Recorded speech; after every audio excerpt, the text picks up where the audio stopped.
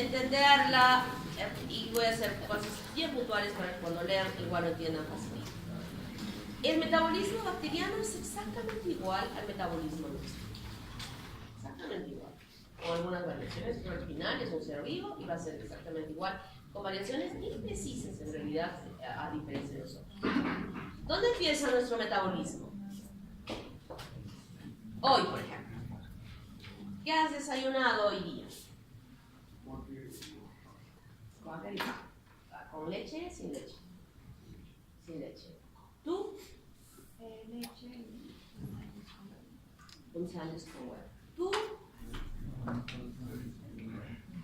¿Y qué más? Jugo de papaya. ¿Ah? Y yo haría un buen desayuno. La avena de él, más la leche de él, más el jugo de él, más los sándwiches de huevo de él. Desayuno completo.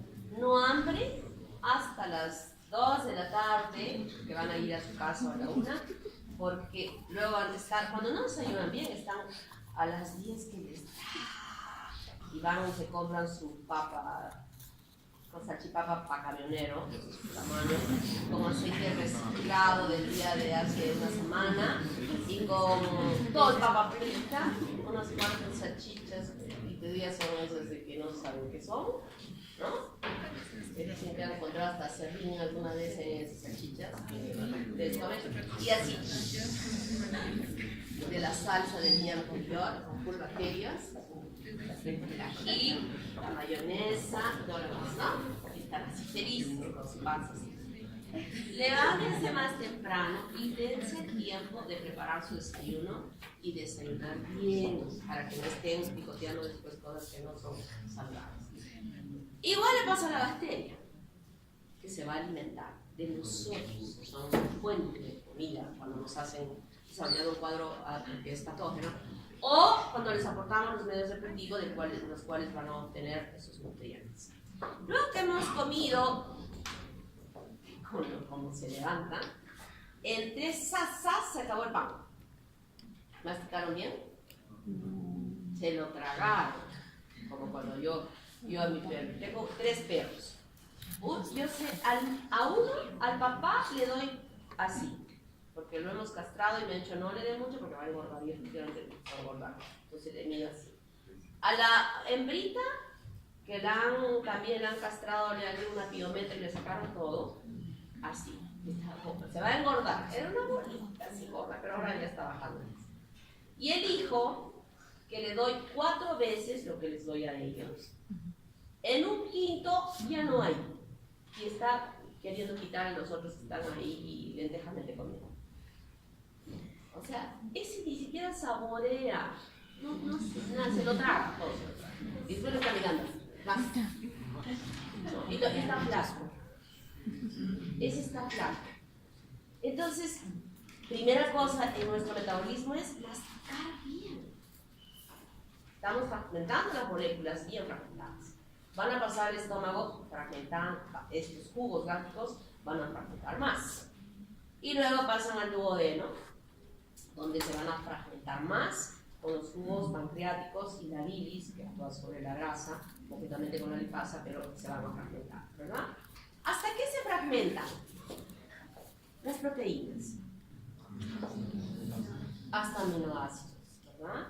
Los lípidos, ácidos grasos, los azúcares, los carbohidratos, hasta los monosacáridos, Y como ese compuesto, como esa molécula, se absorbe, los heterocitos tienen la función de absorber y llevar al hígado.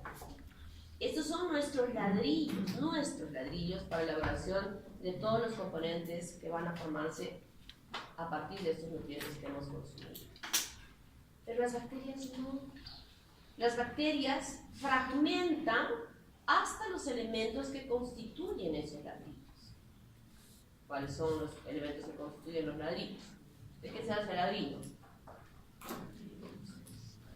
De arcilla y agua debe ser, ¿no? Y no sé qué más, que luego se cocina.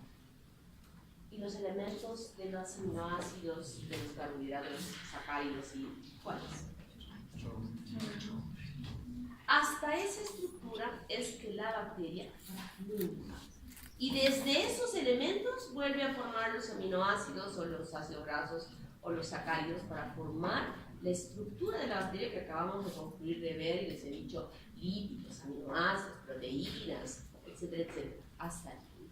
Y ese es el metabolismo bacteriano. ¿Cómo es que la bacteria elabora esto? Y habrán macronutrientes y micronutrientes. Los micronutrientes van a ser elaborados a partir de esta fuente, de estos elementos, que los van a convertir o van a tener funciones diferentes en la acción de la formación de estos componentes y que no necesariamente son absolutamente necesarios para todas las bacterias. Independientemente de cómo son las bacterias, de pronto necesitan cobre, algunas bacterias. De pronto necesitan níquel, algunas bacterias, para poder desarrollar en el metabolismo de esa bacteria la formación o la elaboración de la estructura o de los componentes que tenga esa bacteria. Por eso se llaman micronutrientes. En cambio, en contraparte a esto, están los macronutrientes, que son absolutamente necesarios que estén presentes para que la bacteria pueda elaborar sus ladrillos, para que pueda elaborar sus aminoácidos, para que pueda elaborar sus sacáridos o que pueda elaborar sus lípidos. Y aquí, en forma fundamental, están justamente carbono, oxígeno, nitrógeno y nitrógeno, que forman los componentes principales del material celular y se obtiene él de todos estos compuestos que nosotros los tenemos dentro de nuestro cuerpo o que nosotros le aportamos a la bacteria cuando queremos estudiar en el laboratorio en los medios de cultivo. Ustedes van a ver en el medio de cultivo, los frascos que tenemos y que vamos a prepararlos, van a poner papa, carne, peftona, o sea, se adiciona los nutrientes como pan, como carne, etcétera, pero de allí es que la bacteria tiene este rol de poder hacer esa manera. ¿Y nosotros por qué no hacemos así? Porque nosotros hemos evolucionado. Las bacterias no han evolucionado todavía. 800.000 años después de repente van a evolucionar y ya no van a actuar a fragmentar hasta elementos, sino que ya directamente estarán utilizando los aminoácidos, los sacáridos y los ácidos grasos de su fuente de nutrición, sean humanos o sean medios de cultivo. Pero ellos todavía no han evolucionado. En cambio, nosotros hemos evolucionado y no podemos perder el tiempo de estar formando aminoácidos cuando ya podemos tenerlos obteniendo los nutrientes que consumimos directamente para formar todas las proteínas o los polisacáridos o los lípidos que tenemos que formar en nuestro organismo. Por eso, pero ellos no. Entonces, les adicionamos esta serie de compuestos como fuentes para que obtengan sus elementos y ellos puedan sintetizar y formar todos los componentes, tanto estructurales como también los elementos enzimáticos o tóxicos que la bacteria elabora como acción patógena, como elemento de acción patógena que va a desarrollar. ¿Está claro? Macronutrientes fundamentales que tiene que haber y que todas las bacterias los utilizan, muchos de ellos como cofactores enzimáticos para que cumplan esos roles importantes en el desarrollo de las proteínas o de los lípidos, etcétera, etcétera, y muchos de ellos en la formación de toxinas que las van a eliminar fuera o de enzimas que las van a eliminar fuera para ocasionar el daño en ese huésped y permitir su mantenimiento y su crecimiento dentro de ese organismo. ¿Está claro? Pues hablamos de macro y de micro. Hagan la similitud a nosotros, exactamente igual. La única diferencia es que nosotros no fragmentamos los elementos y ellos sí fragmentan los elementos y lo pueden hacer.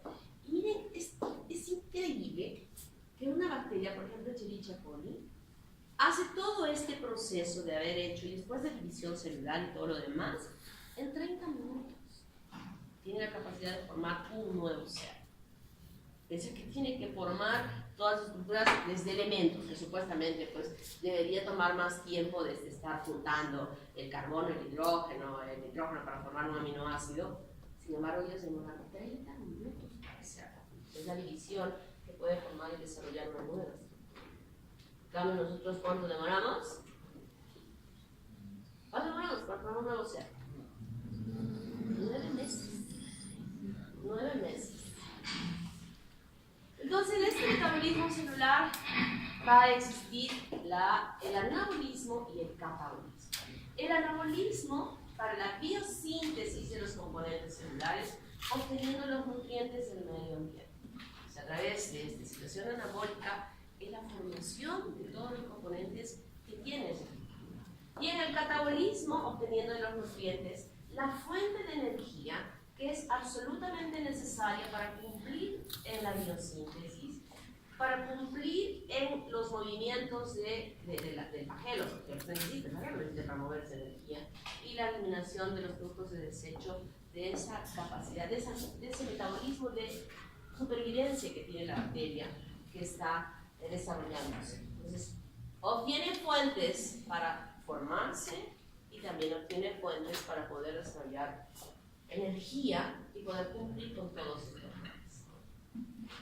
Tenemos nosotros a los aminoácidos, monosacáridos y los ácidos grasos, que se obtienen del medio ambiente como amoníaco y van a desarrollar las proteínas, los compuestos orgánicos sencillos que van a ser como productos de desecho siempre CO2 y agua, formando monosacáridos y ácidos grasos para formar los polisacáridos de reserva algunas veces, o también los estructurales, y la formación de los ácidos grasos para formar los fosfolípidos y los triglicéridos que normalmente van a estar presentes en la bacteria. El desarrollo es este, 3 elementos, adicionando otros como cofactores importantes que ayudan a las enzimas para poder formar a la bacteria y los elementos nocivos que éstas puedan producir. Entonces, en las reacciones catabólicas, lo que hemos dicho que era importante para la formación de energía, ¿verdad? O sea, la parte del catabolismo va a ser necesaria para la formación de la energía y estos nutrientes son transformados en metabolitos precursores. El ATP y fuerza reductora, el NADH, la nicotinamida de nucleótido y la NADH, como reducida ya en esta secuencia. Y las vías catabólicas de la oxidorreducción, la glucólisis, la derivación de la pentosa fosfato, la vía 6 del fosfato gluconato, el ciclo de Krebs, ciclo de los ácidos carboxílicos, que obviamente, ¿dónde se desarrollaba el ciclo de Krebs? ¿Dónde? En la mitocondria. ¿Esta bacteria tiene mitocondria? Tiene. O sea que este ciclo de Krebs no va a desarrollarse normalmente en la bacteria. Y va a haber algo que ya les he estado mencionando, un elemento en la estructura de la bacteria que es muy importante en ese funcionamiento de la bacteria. ¿Cuál era? ¿Cuál era la parte importantísima de la bacteria que asume el rol de todos los organoides de las células eucariotas? Y es justamente este científico, Peter Mitchell, en 1961, quien dio la explicación de cómo las bacterias desarrollaban o podían producir energía en formación de ATP. Lo dijeron que era un loco y recién en 1978, miren, de 1961 a 78, ¿cuántos años después? Recién le dieron el premio Nobel por lo que había descubierto, porque todo el mundo consideraba que eso estaba mal. Sin embargo, no es. A través de esta quimiosíntesis, que así se llama, después leen eso bien detenidamente, es que se producen las moléculas en ATP, donde hay una generación de gradiente de protones en una membrana intacta celular que puede desarrollar justamente en esta cadena de transporte de electrones, favorecer la formación a través de la ATPasa de 2 moléculas de ADP y van a desarrollar ATP. Y es esta capacidad que tiene la membrana citoplasmática con ese transporte de electrones que permite el desarrollo de ATP y lograr la energía necesaria para que la bacteria pueda cumplir todo su rol desde la biosíntesis hasta la capacidad de mover los flagelos y toda la secuencia de producción que se requiere en la producción de estas proteínas traducidas en enzimas o traducidas en toxinas que tiene la bacteria para la célula. ¿Está claro? Diferente, totalmente diferente. Esto no lo estudiado ustedes en bioquímica, porque es algo diferente, extraño, que solo sucede en las bacterias. Se llama quimiosmosis. algunos receptores finales de las cadenas de transporte de electrones en las arterias, que son importantes conocerlas, porque estas nos ayudan a identificar a las bacterias. Ustedes han reconocido a las bacterias gram positivas, pero ahora ya en las bacterias gram positivas son fáciles de poder decir, este es estreptococo, este es estreptococo, ¿verdad? En su morfología. Pero hay muchos estafilococos. 3 nos importan a nosotros, que son los más patógenos para el ser humano, que es el estafilococo aureus, el estafilococo saprophyticus y el estafilococo pneumonitis. Son 3 que vamos a estudiar la próxima semana. Estos 3, cuando los vemos al microscopio, son exactamente iguales. Pero luego utilizamos unos medios de cultivo que nos ayudan a diferenciarlos, para decir quiénes son. Y todavía el epidermidis y el saprophyticus son igualitos también en un agar que lo vamos a poder balancear. Entonces, empleamos otro paso para decir si es epidermidis o es saprophyticus. Y le damos su apellido a la bacteria, es decir, Staphylococcus aureus, Staphylococcus epidermidis, Staphylococcus saprophyticus. Y como estoy poniendo como ejemplo el estafilococo, muchísimas bacterias que conociendo cómo son, nosotros podemos ir determinando. Por ejemplo, tipos de respiración aeróbica, oxígeno. Necesitan oxígeno para poder vivir y el producto reducido va a ser agua, necesariamente. Hay bacterias que no pueden vivir en estados de anaerobiosis, como siones. Estas son las que tienen respiración aeróbica. Los que tienen respiración anaeróbica, es decir, que pueden vivir sin oxígeno, por ejemplo, reduce el sulfato, el aceptor de la formación de sulfato, y como producto reducido es el sulfuro de hidrógeno. ¿Cómo nosotros vamos a saber? Ustedes se imaginan, probablemente antes sí se hacían, para obtener todos estos productos, hacer toda la secuencia química y estar jugando con las bacterias ahí, actuando, contaminación total. Riesgo para poder adquisición. En cambio, ahora nosotros colocamos en los medios de cultivo todos estos productos para que pueda manifestarse esto en peculiaridad para determinada bacteria para poder identificar. Por ejemplo, las enterobacterias, utilizamos esto para ver si es que tiene esta capacidad y nosotros vemos en el medio de cultivo, un cultivo que inicialmente es de color medio anaranjado, lo vemos negro. Y cuando lo vemos así, ha formado sulfuro de hidrógeno. Entonces busco, ¿qué bacterias formaron sulfuro? Estas, me quedo con 2 o 3, pero tengo otros elementos para poder diferenciarlos y así darle su nombre preciso a esa bacteria, a ese enterobacteria. Entonces, el metabolismo de las bacterias son muy importantes porque ya se conocen y se emplean mecanismos para poder identificar con precisión a las bacterias, conociendo cómo es su comportamiento. Reducción de nitrato. ¿Cómo hacerle nitrato? Por ejemplo, esto se los hemos explicado en las prácticas. Cuando les hemos mostrado esa tirita para ver, ¿recuerdan lo que en esta semana ya han hecho todas prácticas? La primera práctica. Bueno, vamos a hacer examen en fresco para ver orina y ahí les ponemos una tirita para evaluar la parte química de las bacterias. Y en esa tirita donde se marca si hay proteínas, si es que hay azúcar, si hay urobilinógeno, si es que hay bilirrubina, etc. Hay un cuadradito que dice nitritos. ¿Y qué es esto? ¿Cómo se pinta? Si es que eso se pinta en diferentes tonos que van a dar la intensidad de la presencia del nitrito, podemos asumir que en esa orina hay, sin que yo haya visto el microscopio, que hay bacterias. Y que esas bacterias están reduciendo la formación de un nitrito y que se pinta en ese cartoncito de la tira reactiva de ese color. Entonces, si no se pinta, yo se los he dicho a los chicos de mi grupo de prácticas, cómprense esa cosita así, esas tiritas reactivas, que son así de anchitas, que las pueden cortar con mucha destreza en 3 tiritas, que pueden servir para 3 pacientes. Cuando se vayan a su pueblo a hacer su serú, no saben lo ideal que va a ser tener esa tirita en ayudarles a hacer el diagnóstico, como seguramente sus profesores se los están explicando, que ese examen completo de orina no es cualquier cosa, es un examen que nos puede informar de muchas cosas que puede ese paciente estar sufriendo. Y una de ellas, por ejemplo, es que encontremos nitrito. Entonces decimos, el paciente está con infección biliar. No vemos, no tenemos el tiempo, no tenemos microscopio, no tenemos nada, pero el que se haya pintado eso nos está diciendo que se ha reducido el nitrato a nitrito y que en esa orina hay bacterias. Y como él, los demás. Por ejemplo, en la desnitrificación produce un gas de nitrógeno y este gas se puede evaluar en el cultivo o lo estamos viendo por los olores que pueda emitir. Y nosotros ya decimos, pues, aquí hay anaerobios, el olor es terrible, intenso, fuerte, desagradable, diferente a otro tipo de infección. ¿Cuántos nos enfermamos de faringitis, ¿no?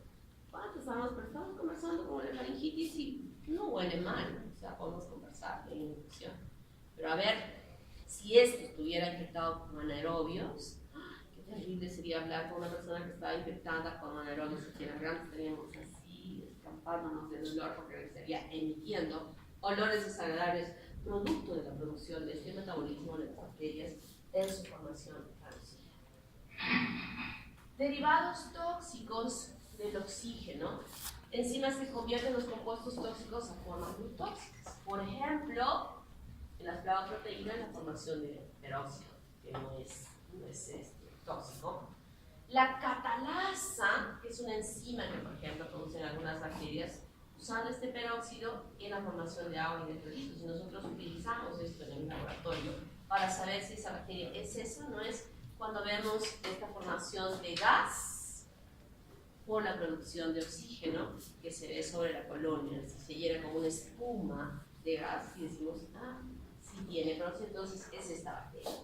O el superóxido de dismutasa en la formación de agua como resultado de esta secuencia importante que nosotros podemos ver que son compuestos ya no tóxicos que son producidos por algunas enzimas y en los tipos de fermentación que se realizan en el azúcar, la parte de los carbohidratos que tiene normalmente la bacteria, hay diferentes secuencias. La primera es la formación de ácido láctico a partir de este carbohidrato. Formación de ácido láctico. Y esto ustedes lo conocen bien, cuando han estudiado en su librito del doctor Alarcón, hay una partecita que habla sobre los bacilos de Doder-Leyden, ¿verdad? ¿Recuerdan de haber leído eso? ¿Dónde se encontraban los bacilos de Doder-Leyden? ¿Dónde? Él lo dice, no me acuerdo en qué página, pero lo dice. Yo lo he leído, ahí. ¿Dónde se encuentran los bacilos de Doder-Leyden?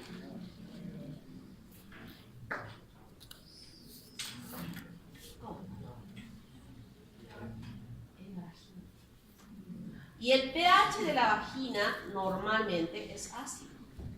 Y estas bacterias lo que hacen es fermentar los carbohidratos, los que se encuentran en las células epiteliales de la vagina, actúan sobre estos carbohidratos y los fermentan hasta formar ácido láctico. Y eso es importantísimo. La presencia de estas bacterias para formar ácido láctico en la vagina es muy importante. Porque ese pH ácido producido por esta vagina hace que sea letal para otras bacterias que sí son patógenas y que podrían ocasionar infecciones a nivel de la vagina. Y la modificación de ese pH, o sea, ¿existen otras bacterias en la vagina aparte? Sí, existen, pero están limitadas en su multiplicación y en su capacidad de daño. Son integradas como flora, bacterias de la flora normal bacteriana de la vagina. Pero las que predominan normalmente son estos bacilos de Doder-Leyden, que hacen que ese pH se mantenga a ese nivel y mantengan a raya la capacidad de multiplicación de las otras bacterias.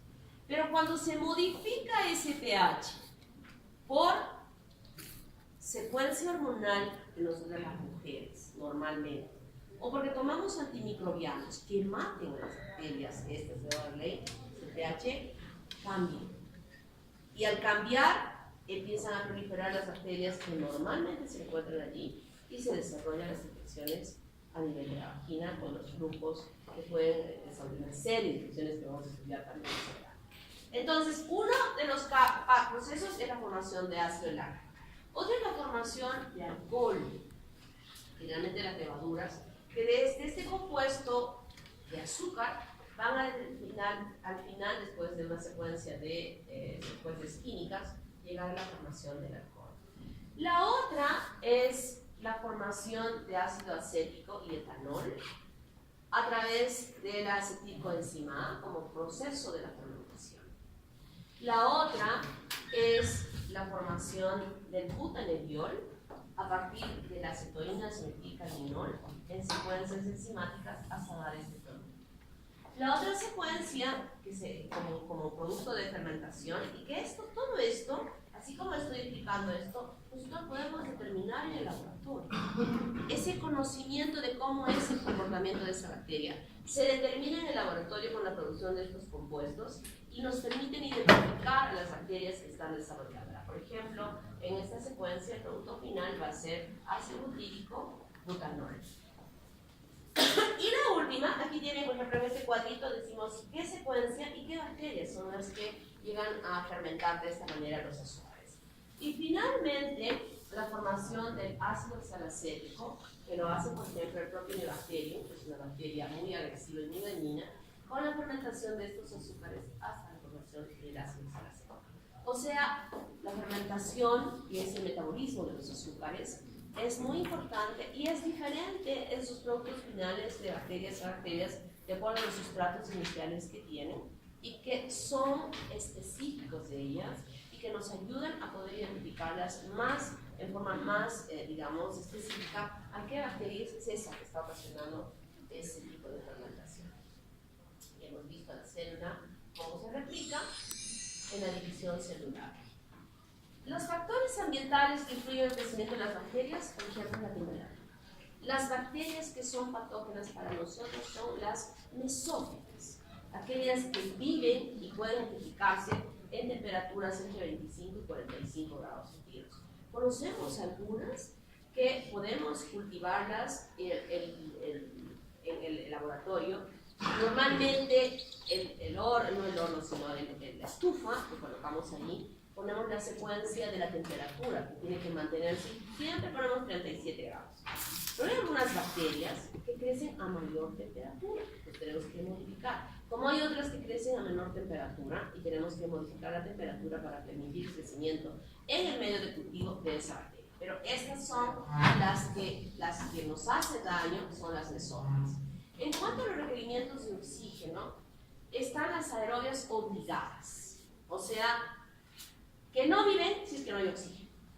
La falta de oxigenación es letal para ellas y las bacterias mueren. Las anaerobias obligadas es lo contrario a lo anterior, que el oxígeno es absolutamente letal para ellas y no pueden vivir. Y cuando nosotros sospechamos de una infección por bacterias anaerobias, que ahí vamos a estudiar esta parte también, vamos a ver cuáles son los elementos que nos hacen pensar que sea una infección anaerobia, tenemos que tener todo el cuidado de tomar la muestra para permitir el crecimiento de la bacteria. Por ejemplo, no es que yo voy a sacar una secreción de la garganta con bajalenguas, con el hisopo y luego siembro en la placa para que crezca. No va a ser así.